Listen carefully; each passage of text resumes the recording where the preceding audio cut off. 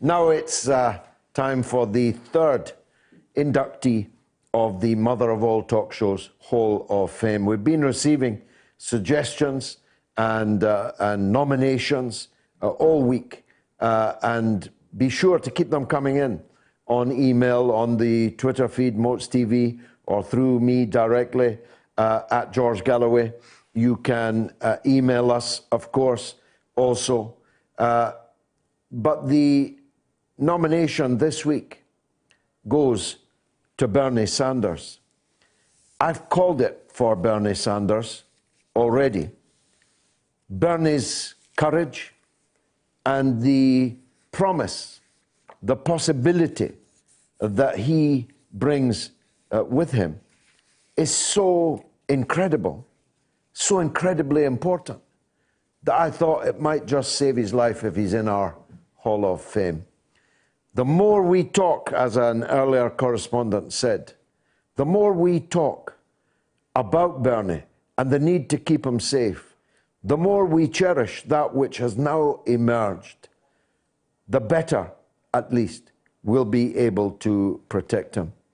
Bernie Sanders, as I spoke at some length earlier, has been in politics for 40 years. Actually, a little more than 40 years. He's 77 years old. He's run as an independent, been elected as an independent. He's a socialist, a self-declared one. He's standing up for the working class. He is the workers' candidate. He's the workers' Queen's Counsel. He's the workers' champion. Of course, he's interested in other things.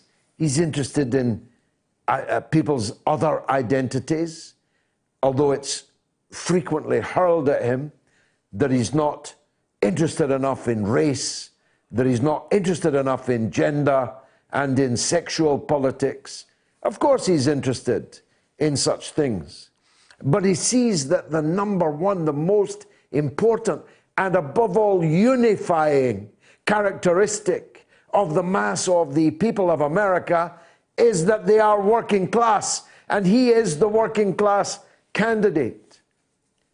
He's coming under remorseless attack, and he will come under still more remorseless attack. His life may very well be imperiled, and therefore I have no hesitation in nominating Senator Bernard Sanders of Vermont to the Hall of Fame of the Mother of All Talk Shows. And just as vehemently, I nominate for the Wall of Shame the second nominee for the Wall of Shame. Last week, it was Margaret Thatcher.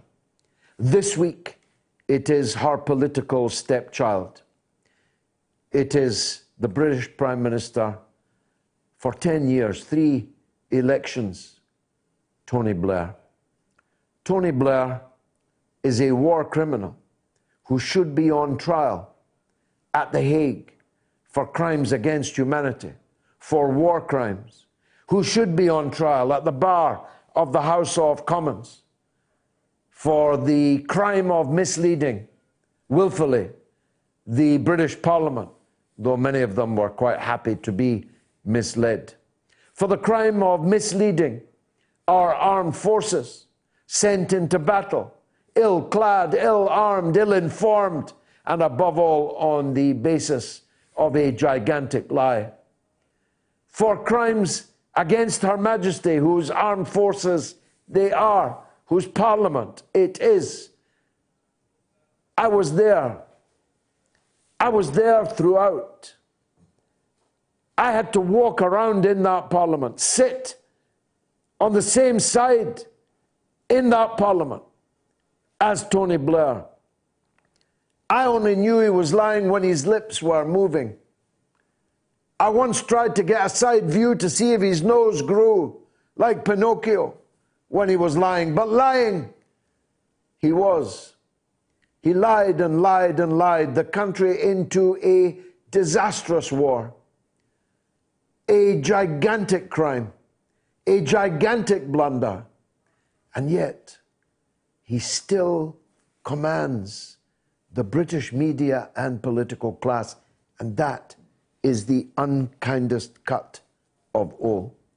If he had done what he did in the way that Bush did what he did, and retired in Bush's case to his presidential library to fill in his colouring books, if Blair had retired to the country to write his memoirs, gone to the Lords to pick up his record amount of expenses, that would have been one thing.